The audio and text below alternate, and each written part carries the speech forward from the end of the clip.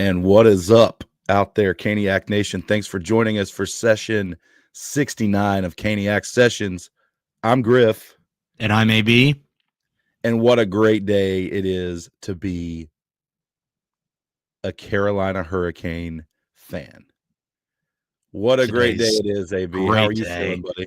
Great day. Tulsky,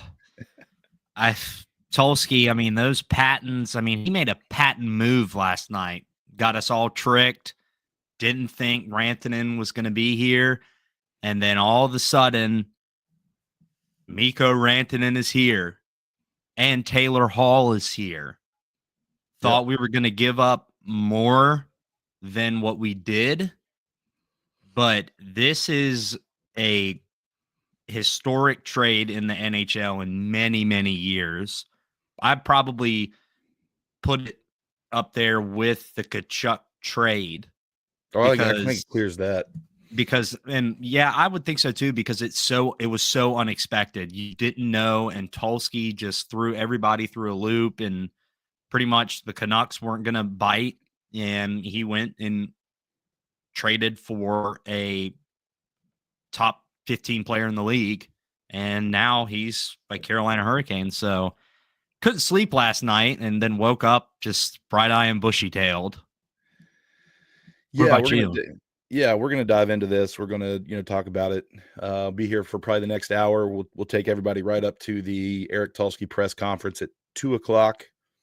And that will occur after Martin Necas and Jack Drury both take shifts for the Colorado Avalanche, which we'll get to.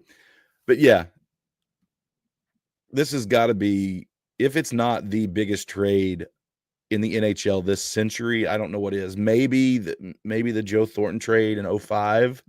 I think it's probably that. But this is huge. It's I mean, Mikko Rantanen, I know you said top 15. Man, this guy's like, man, he could even be top 5, 6, 7. I mean, he's up there. I think he's leading the entire league in points right now. I think it's McKinnon. Is it McKinnon? He's up. Maybe he's top 5, but I got to look. Something around there. I'll look it up real quick. But yeah, so before we get going here, though, I want to remind everybody that Caniac Sessions is promotional partners with SeatGeek. First-time ticket purchasers can go log on to SeatGeek.com, create an account, use promo code Caniac Sessions. When you do, that's one word, no space between Caniac and Sessions, and you get $20 off your first ticket purchase. Take advantage of that. It helps you, it helps us, and it helps SeatGeek. All right. So first of all, before we get going, AB, I just want to say I want to congratulate a bunch of people, right? I want to congratulate, first and foremost, the fans of the Carolina Hurricanes. Congratulations. Yes. I want to congratulate Eric Tulsky. Congratulations. What? Let me just go through this. Well, let me finish my congratulations, then I want to go through this.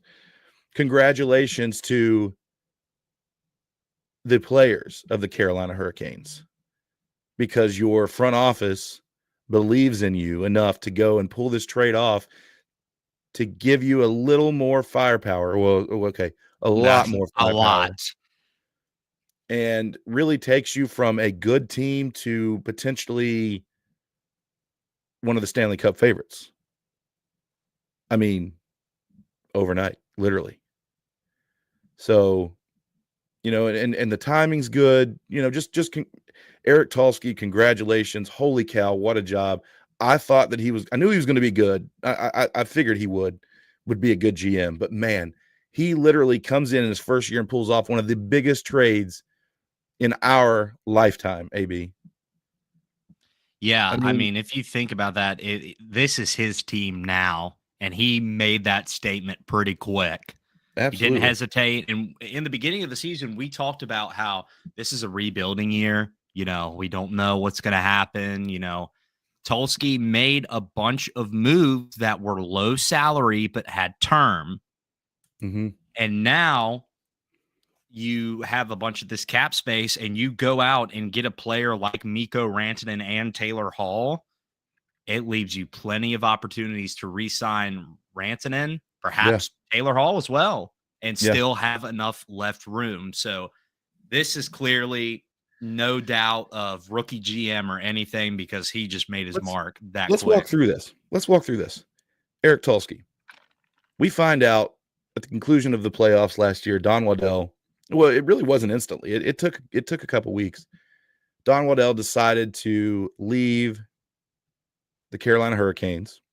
He was president and GM, and go to Columbus, where he became the general manager of the Columbus Blue Jackets. So, Eric Tulsky, who was, kind of like the number 2 guy, right, in the regime,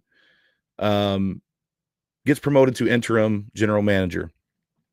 A lot of people, they did their due diligence. They looked around. They tried to find, who was out there, who was available, interviewed some people, whatever. Ultimately, Eric Tulsky is promoted to the next general manager of the Carolina Hurricanes and immediately goes into an NHL draft. Immediately. I thought he had just a great draft. I mean, we saw some really, really good players come out of this draft. I know, I think of that kid in Russia, that's killing it right now. Pomov, whatever his name is. Yeah. Yeah. And then I think of, Dominic, is it Badinka? I think of that Poirier kid in Canada who's lighting it up. They just really found some good players. And it's kind of, it's what this organization does. So he immediately goes into that, knocks it out of the park, in my opinion. Then he inherits a roster that is kind of, getting ready to go through a change. He's got some of his bigger names that are approaching free agency, in Brady Shea, Teuvo Teravainen, Jordan Martinook. We kind of got to figure out the path forward. Brett Pesce is another one. And, he quickly realized that he wasn't going to be able to sign everybody. Tried to sign Jake Gensel. Didn't work out.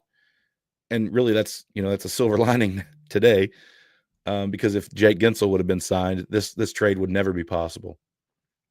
I guess it could have been, but we'll get to the chain of events here in a second. But anyway, he handled the Martin Necas situation, which was very, high visibility. He ultimately does not trade Martin Necas in the offseason for pennies on the dollar. He's able to figure that out and re-sign Necas at a 2-year, $6.5 million annual value contract, right? That's very important. That signing right there. This trade doesn't happen unless Martin Necas is on this roster, because he was the centerpiece of the return going back to Colorado.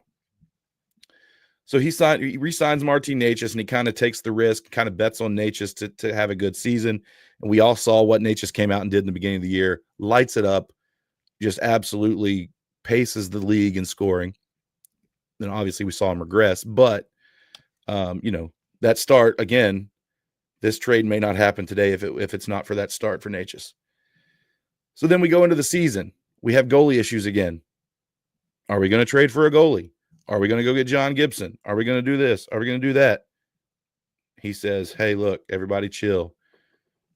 And I'm guilty of this too. I was talking trash too. Go out and do something. Get somebody, whatever. But he's patient. He says, just pump the brakes. Freddie Anderson comes back. And it's like that. It's like Freddie coming back was the final domino to fall. Because as soon as Freddie comes back, you start hearing all these rumors out in the media about Carolina going shopping. Right? Mm-hmm. Then you hear these rumors about Vancouver, JT Miller, Elias Pettersson, all this stuff. Turns out we find out that there were offers on the table for both of those guys in separate deals.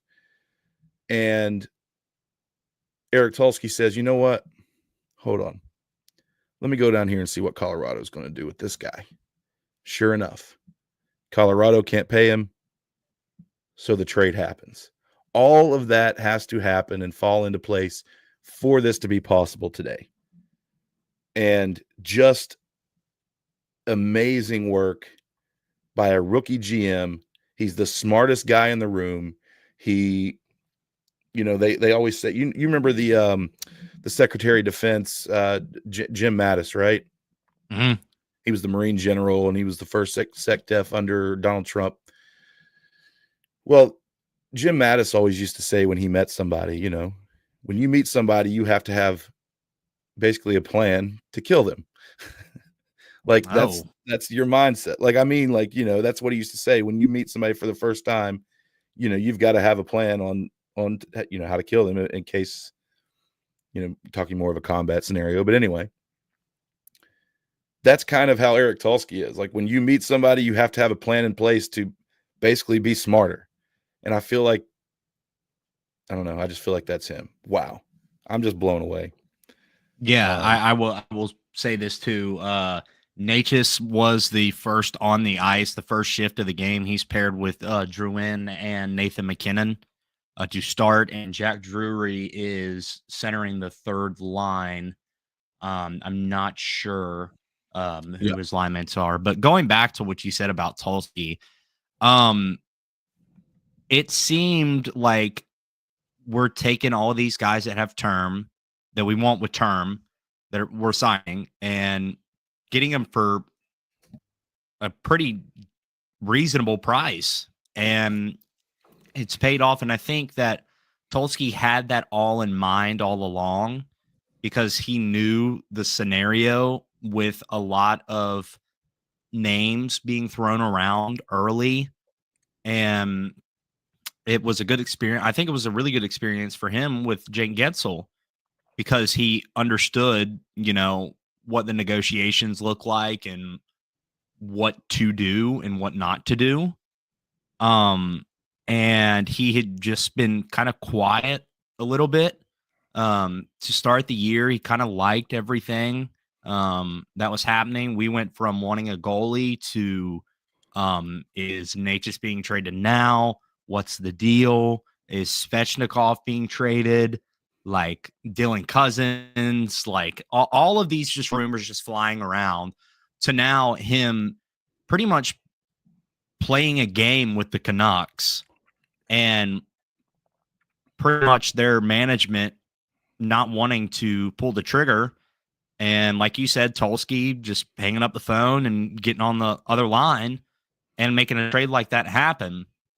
And with those contract signings that we had this offseason, again, we have, I think, $34 million in cap space, and we do not have a lot of big names to sign except for Mikko Rantanen. Mm-hmm. So that puts us in a great position. But Eric Tulsky has made his mark on this team, and it's a brilliant move already. But when he resigns, hopefully, I assume he's going to, resigns with Carolina, it's going to be even better. But regardless of Tulsky, I do want to thank Necas and Drury for their time here. Absolutely. Both of those players were really fun to watch, especially Necas this year, for him to get on that hot start and become more and more developed as a player. And Jack Drury has just always been a good third, fourth line center for us and can be bumped up when he needs to be. Great personality. But, the trade was worth it. And instead of and then with Rantanen, you also get Taylor Hall, who's a former Hart Trophy winner and has experience and was the number 1 overall draft pick in 2010. And I mean, this just sets us up for a huge future and possibly a good run in the Stanley Cup playoffs. Now, I saw that betting odds for the Hurricanes after this trade were 650 compared to the 800 before. Yeah. Yeah. I mean, that just shows you that, I mean, it definitely moves the needle for this team. Absolutely moves the needle. Let's go through some comments and then we'll bring the slides up and break down the details of this trade, talk about each individual player and whatnot. But BTS, not the band's with us, says yellow. That's how he always starts. What's up, buddy? Glad you're here with us. Just real quick for everybody, Brandon is working today. So he's not with us today, but if you checked out, you can check out his stream on the Warning Take last night. If you haven't already, go do that after you're done with us. Yeah, I think they streamed for like an hour last night or so after the trade broke. Pops is here. He says, "What's up, guys? What's up, Pops?" Jason, the moose is loose. Let's go. He is. The moose is indeed loose, and he is indeed playing on Long Island tonight in red and white. On. I said on. No, I J-Dub says, let's effing go, brother. Yes. The eye of the storm. Says best GM in the league. Man, I agree. This definitely put him on the map. He's certainly planting his claim for the name for sure. Pops. Oh boy. This is what I saw. I don't mean to be a killjoy, he says, but I'm not all that thrilled with the trade. I thought, like most, we needed help at center and goalie. I still don't see us getting past the second round.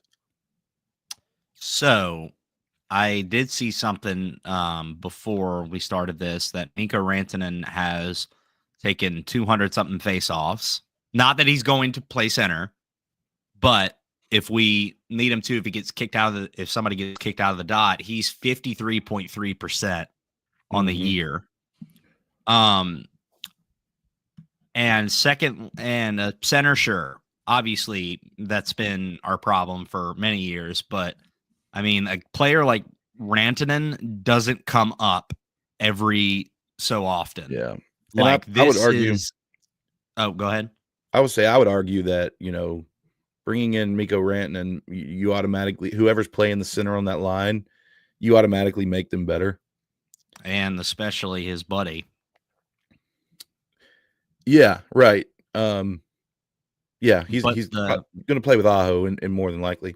We'll get to that. But I just think that, like, I think it's still an upgrade. If you look at it one for one, Mikko Rantanen is an upgrade over Martin Necas all day, every day.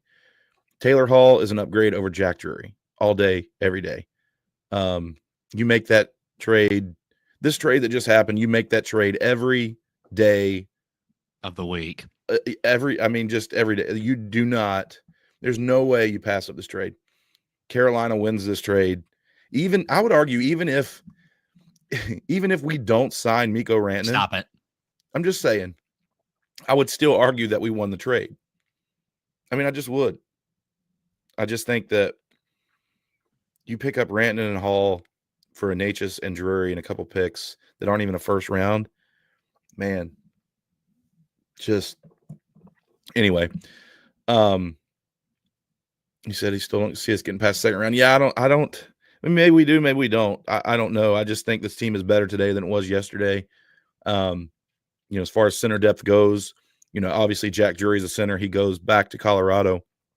But, Tyson Jost was playing very well before he went out with an injury. And AB, we had all talked about several weeks ago, like, if you could find a trade out there somewhere where Drury was going back the other way, then maybe you look at that to make room for Tyson Jost, who I thought was playing better than Drury when he was healthy. He's been skating and he should be back soon. But for now, you assume that it'd probably be Jack Roslovic playing center, which is, he's played center before and, grew up playing center or whatever. So I think it'll be fine. I think that, the center depth is what it is. That could be something that can still be addressed this offseason. And I'm sure it will be. You still got somebody like Sam Bennett that it could potentially be a UFA this offseason. We'll see if Florida resigns him or not. I lean toward yes. But look, the center depth is what it is. It's no worse, in my opinion, than it was yesterday. And you upgraded it, on both sides of the ice, right wing, left wing. So now this is your top player now. Oh, absolutely. Mikko Rantanen is your best player. Absolutely. I love you, Aho, but this guy is the real deal. Now, as far as goalies go, he says Didn't Freddie just give up 4 goals to Columbus? What happens if we don't have a second period like we did? Yeah, I don't put those. I put the first goal on Freddie. The other 3, or two of them were tips that you just don't really. Yeah, well, I mean, but those tips those are just. I mean, if you're in, you can't see them, yeah, and they deflect off, and you have no reaction time. So I think that, sometimes you get lucky and you're in the right position and the puck hits you, but those deflections are low percentage saves anyway. So, and I think you also have to think about he's only played like 2 or 3 games since being out since October. Right. Mm-hmm. So you also have to count that. And let's not forget that Columbus has been scoring 4 goals a game for weeks. Oh, for sure. They've been lighting up the score sheet. So, let's not forget that the other teams are good too. J-Dub says center and goalie still a question, but we seem like we will try to outscore our problems. I mean, I don't agree with that. I don't think the goalie is necessarily a question. I mean, like Freddie's going to be fine. Started the year off well. We saw him come back last year and light it up. Mm-hmm. I think Freddie will be fine. Kochetkov has seemed to find his groove again since Freddie's been back. I think the goalie situation's fine. I just think the team in front needs to clean up some things. The defense needs to clean up some things. Quit leaving these guys, one-on-one with the goalie on a breakaway over and over and over. And then I think a lot of that will be, will take care of itself. The only question I have about the goalie position is injuries, is health. That's it. Ability is not, given health, assuming health, the ability's fine with those two, but it's the question mark is health. Yeah. I agree. All right, so let's go through this trade. Let's pull up the slides here of this 2025 Blockbuster trade. Here's the details. If you haven't seen it, I'm sure you probably have. Actually, before we do this, I forgot I'm live on Instagram too. I can't pull up the comments from Instagram here on the stream, but I can read them. We've got a few people chatting on Instagram. Belina0702 says, great day to be a Hurricane. We've got Caniac Memorabilia with us, says, what's up, y'all? What's up? Belina says, congrats to Vancouver for being absolutely forgettable to the league. That's something to congratulate. Yep. Some more chat amongst themselves here. Joel Bailey 8 is with us, says that they've heard we are still in on getting a goalie. I don't believe that we'll see a goal. We're going to have to sign somebody in the off season. Because Freddie is on an expiring contract. He'll be a UFA at the end of this year. I don't really expect Freddie to be back. My money's on Vejmelka being signed as a UFA.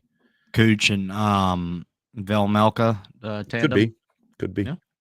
But we'll see. I think Freddie and Kochetkov is your tandem for the rest of the year, however long that year goes. Unless somebody else goes out prior to March 7th. If it's if it's after March 7th, then obviously that's the trade deadline.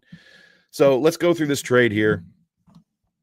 Chicago, right? Chicago is the kind of the third wheel here to make this all happen. Without Chicago, this deal doesn't happen.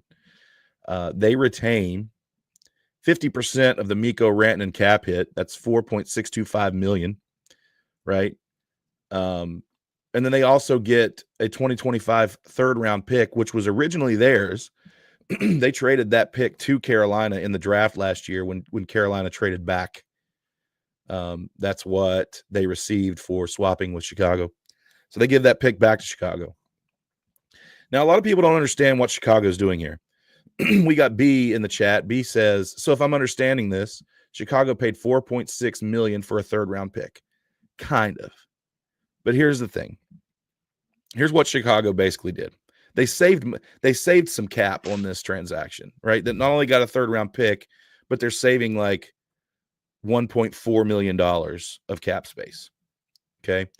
So they wanted to do right by Taylor Hall. Taylor Hall signed with the Blackhawks, a few years ago to kind of mentor Connor Bedard. They haven't won, but he's been a pro through it all. He's been there. He's done his, he's mentored Bedard. He's, getting older. He's a former Hart Trophy winner, right? I don't remember what year it was, but 2018. Was it 2018? Yeah. 93 points, I think. Won the Hart Trophy. Won the Hart Trophy. Then he, goes to Boston, goes to, I don't remember what was after Boston. Maybe it was straight to Chicago after Boston. We'll look. Oilers, Devils, Bruin. No, he was in the Coyotes for like 1 year. Coyotes, Bruins, and then it might have been Chicago after that. Yeah, I think the next slide. I got it on the next slide, but anyway. Okay. So they wanted to do right by Taylor Hall and give him a chance to go to the postseason, play for a contender. So they trade him to Carolina, and that sends $6 million with him of cap space. So $6 million goes off their books. They retain 50% of Rantanen's cap hit.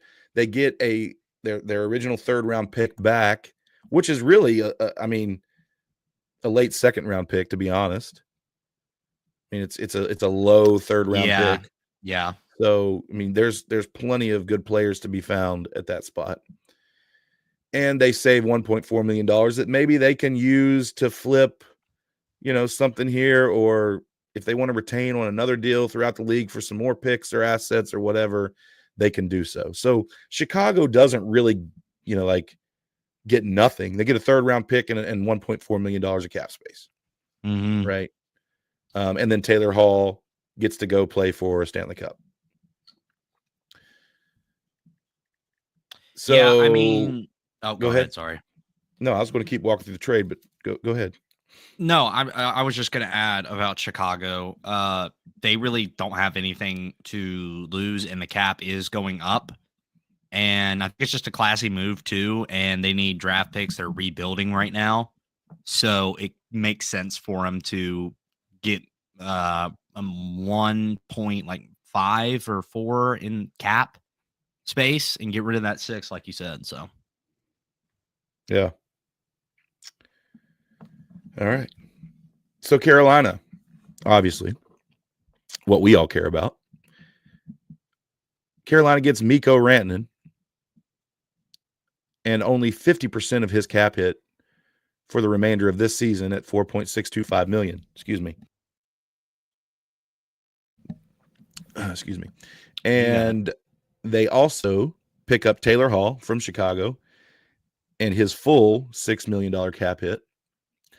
And thrown in there for some reason is the signing rights to Nils Juntorp. Don't know if I said that right. Don't really care. But this guy is playing, I believe, over in Sweden, not even in their top league. He was a former 6th-round pick of the Chicago Blackhawks. I think he's playing like in the 2nd or 3rd highest league in Sweden. He's never going to be an NHL player. I don't know why. Maybe he plays in the AHL or I don't know. But anyway, he's in here. Not sure. Welcome. Why. Yeah. So, they also pick up his signing rights. Colorado.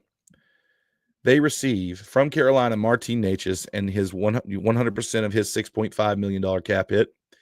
They receive Jack Drury and 100% of his $1.725 million cap hit, a 2025 second-round pick, and a 2026 fourth-round pick, all from Carolina. So basically, Carolina sends out 3 picks and 2 roster players. They receive 2 roster players and signing rights to a prospect. That's the trade. Just an absolute masterclass by Eric Tulsky and Tom Dundon. And again, congratulations to the organization. Congratulations to the fan base, the players, everybody associated that made this happen. Just totally just totally mind-blowing. It was perfect. So, any more thoughts on this before we go and take a dive into the player themselves? No, I think that pretty much just sums it up right there. Excited for them to. I will say this. It's going to take maybe a second for these guys to learn the system. So don't expect like hat tricks and like in the first game or something. But you never know. But just FYI. Yeah, I don't expect a. Tonight on Long Island and against the Islanders, I don't know what that's going to look like, but it ought to be interesting. They haven't even practiced together, and they're going to hit the ice and play a game. So we well, they'll be fine. Necas and Drury are playing right now. Yeah. All right, moving on here. Take a look at Mikko Rantanen. He's never been anywhere else. Colorado. He's brought in the 2015 draft. And then you can see it right there. He's had 3 seasons in a row of at least 90 points, 2 seasons in a row of over 100 points. He scored 55 goals in the year in the 2022-23 season. And this year he's on pace to also have a third straight 100-point season. A lot of people out there are like, oh, well, you take him off of Nathan MacKinnon's wing, he's not going to he's not going to produce as well. They said the same thing about Gensel and Crosby. But Gensel produced fine here. And people kind of underestimate Sebastian Aho. I'm not saying Sebastian Aho is Nathan MacKinnon by any stretch, but that Finnish connection is real. Yep. We saw it just is. And I think they're going to make, I think Rantanen's going to make Aho better, assuming that he plays up there. I don't see why he wouldn't. And I think Rantanen is going to continue scoring just like he did in Colorado. Maybe not initially, but eventually. Now, let's talk about the next thing. Mikko Rantanen comes to Carolina without an extension in place. That means unless something happens between now and the start of free agency in July. I thought it was March 7th. That's the trade deadline. Oh, yeah, that's right. Free agency is in July. So if we don't if we don't re-sign him between now and then he can technically walk in free agency and sign wherever he chooses or wherever somebody will pay him. Now, what I like about this, the fact that they executed this trade on January 24th, is that you have time to gauge his interest in re-signing in Carolina before the March 7th trade deadline. You got plenty of time for the Canes front office and Rantanen's agent to basically sit down and say, hey, this is where we're at, this is what we're looking at, whatever. Give him some time to check out Raleigh and get to know some of the guys or whatever. And if he says, look, I'm not, I don't want to play for the Canes, I don't want to live in Raleigh, I don't want to be here, then you can say, all right, let's see what we can do by March 7th and maybe flip him in another trade for someone else for more assets or whatever. So that takes that, that lowers your risk a little bit. So I don't want to think about that. Well, I hear you, but I think that before we get to March 7th, I think Eric Tulsky will know whether or not signing him is going to happen. Yeah. So, we may even see it before the Four Nations. Yeah. We could get a contract here the next week or two. You just don't know. Yeah. So, but I don't think two things. One, Eric Tulsky and Tom Dundon, I think, learned a lesson dealing with Jake Gensel. I don't think they'll make that same mistake twice with players of a higher caliber. Yeah. 2, you don't trade for Mikko Rantanen, who is an pending UFA, if you aren't going to throw the moon at him to sign him. You have to come into this knowing. I mean, because look, let's be honest. Projections are that his extension is going to be $13 to $14 million. Yeah. Colorado didn't want to pay him more than McKinnon. They knew Makar was coming up due. You can't pay McKinnon, Makar, and Rantanen all three $14 million. It's like half of your cap. McKinnon's cap hit is $12.6 million. Makar's probably going to be somewhere around there too. So they decided that Makar was the route they wanted to go rather than rather than Rantanen. So when Tulsky and Dundon bring this guy in, they have to know this is a $13 or $14 million player. Right? Oh, go ahead. Sorry. I was just going to say, so I don't think you make this trade if you're not willing to give him that money. You're not going to go in here and be like, "Hey, you want to sign for 11?" No, he doesn't have any loyalty here. He's got, you'd argue he's got more loyalty to Colorado than he would here, and he wasn't going to sign.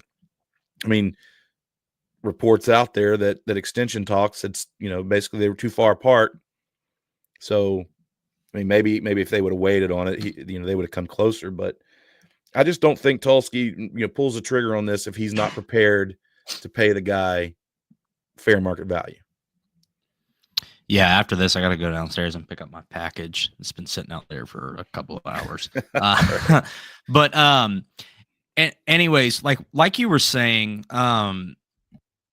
this all pretty much started in the off season when it was like, who's going to get extended first? Is it going to be Draisaitl? Is it going to be Rantanen? And Draisaitl got a huge payday. He got $14 million, I think. Am I wrong? No, it's 14. Maybe. Yeah, 14. I don't know if that was exactly. Now, it's probably like 13, pretty close to 14. But now, when you were the Avs front office, you're looking and those players are pretty close. And you have to make a decision whether you want to keep him or you want to get rid of him because you don't want to give him up you don't want him just to walk away for nothing. And I think that he also, I will say Rantanen also had a 9-team no trade clause, and Carolina was not on there. So that's good. But yeah, Tulsky knows, in my head, he knows the number that he wants. And I believe that Dundon and Tulsky are going to pull the trigger on that. And like the report said that Rantanen was blindsided. Like, I can understand. I mean, you spent your whole career there, and even though the money wasn't right, you probably still wanted to be there, right? Mm-hmm. But the problem is that's not how business works. And he's going to a team that proves that they can win. They have the culture here. They have the fan base. They have a great city. I think like the third fastest growing city in the United States. And I don't think he cares about any of that, though. Yeah, but I mean, like what I'm saying is that it'll be a culture shock, but it's a good place to be, and money is here. And I think that, again, both of those guys realize that this is time to go for your superstar, sign him long term, keep your other stars on the team, and keep getting better and better and better without giving up too much. Yeah. I mean, look. All right, let me go pick this up real quick. Okay. We've got the money to sign him. I mean, you sign him to, it would be an 8-year deal, probably 13 to 14 million. You sign him, you've still got room this offseason to still fill holes that you need to. So I just think it's a no-brainer. I think it's a good start to, it makes you a contender immediately this year. And it's a good start to already, what is coming for next year. You've got Alex Nikishin coming over from the KHL, it's going to sign here. This is going to be a superstar. I mean, could be eventually. You got Scott Morrow, who's lighting it up in the AHL right now. That he's part of our future. You got young guys, Bradley Nadeau, who's got a great shot. You got Jackson Blake that's playing on the roster now. Felix Ungersorm is developing. If he continues his progression, that could be a center that could solve some of our center problems. And then you got to bring in a goalie. So there's not a lot of needs. This is a want, and they were able to go out and get what they wanted. And I really don't expect them to not sign him. I just don't see that. I don't even see a scenario where, unless Mikko is just like, hey, again, I don't want to be here. I don't want to live in Raleigh. I don't want to play for this team. I want to go to wherever. Then, that's his right. That's his choice. By all means. However, that would be the only thing stopping this. I don't think the money is an issue. So, moving on here. We forgot that there is another piece coming to Raleigh, and Taylor Hall, first overall pick back in 2010, spent years with the Oilers, then to the Devils, spent 4 seasons in New Jersey, then signed with the Coyotes in 2019, then to the Sabres for half a season, then to the Bruins. Played 3 seasons with the Bruins.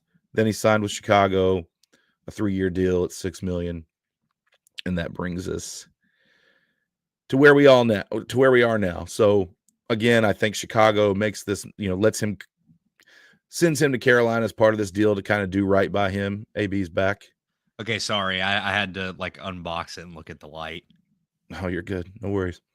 But yeah, so Taylor Hall's had a solid career.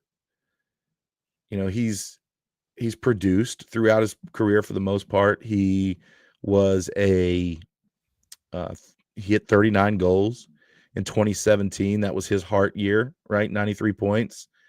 Now I'm not saying, I think that's the outlier season. Obviously, if you look at the stats, but just look, he's a solid forward. A solid depth forward at this point in his career.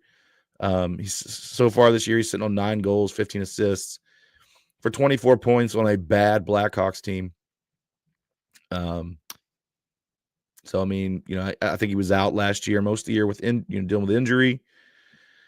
And, and he was solid in Boston for the most part. So I think that, there's potential there. It's kind of, like one of those things, like bring him in. It's a veteran piece. It's probably a good locker room piece.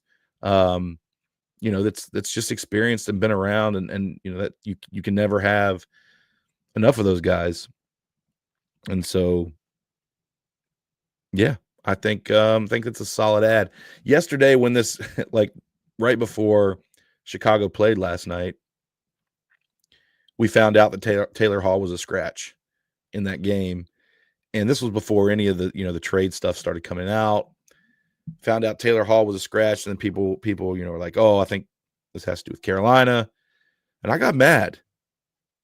I did. I got mad. I was like, "Wait, we've been hearing about JT Miller. We've been hearing about Pedersen and, all this stuff. And this is the trade they go make for Taylor flipping Hall."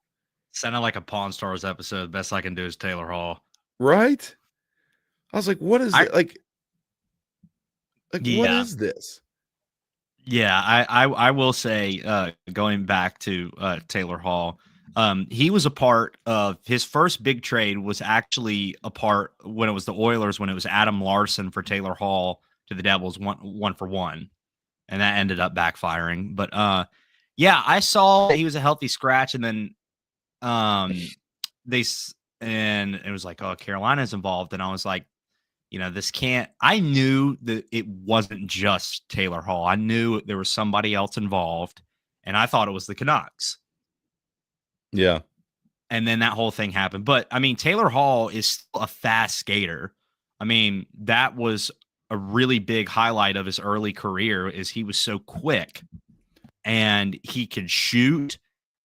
And again, it's another forward you can have on your attack, especially since you have it on this, you can put it on the second power play unit. So you also have to think about that too. I mean, the guy's only 33 years old. Yeah, no, he's got plenty. So he's got plenty of gas left in the tank if he can stay healthy. So this also is a good addition that's obviously overshadowed by Rantanen, but he's going to be good. I don't know if he's going to be here next year. No, most likely not. But he could. I mean, I don't know, but yeah, it's another solid piece and to have for a run. So we'll see.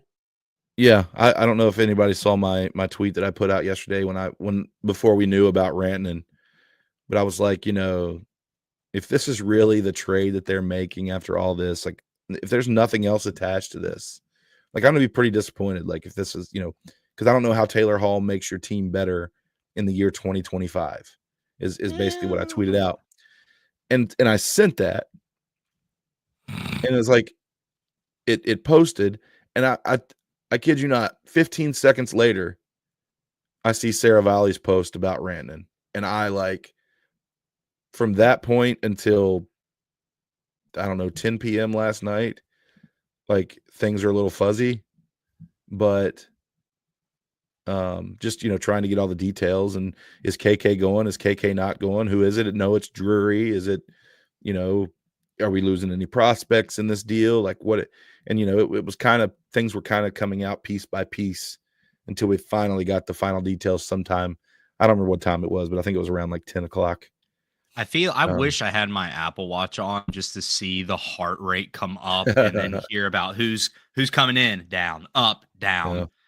But yes, it took a while to fall asleep because, I mean, yeah, it was. This is huge. I still can't believe that these two are on the Carolina Hurricanes now. I can't believe it. And we get to see him play tonight. So in 5.5 hours, 6 hours, we are going to see, we'll see them play against the Islanders.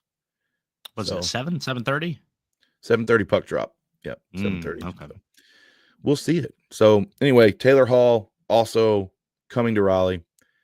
And now let's just take we got about 12 minutes before this presser starts. So let's just take a look at a projected lineup. This is not really ours. We just we pulled this off of Puckpedia. This is what they have on there. They've got Rantanen slotting in on the top line on Aho's wing, which that's where Obviously. He should go, in my opinion. Yeah, I think if you bring him in, you got to play him with Aho. And then they've got Taylor Hall slotting in on the fourth line, kind of with Roslovic, which, I mean, that's fine if you wanted to play him there to start off with. I think that's probably what we'll see.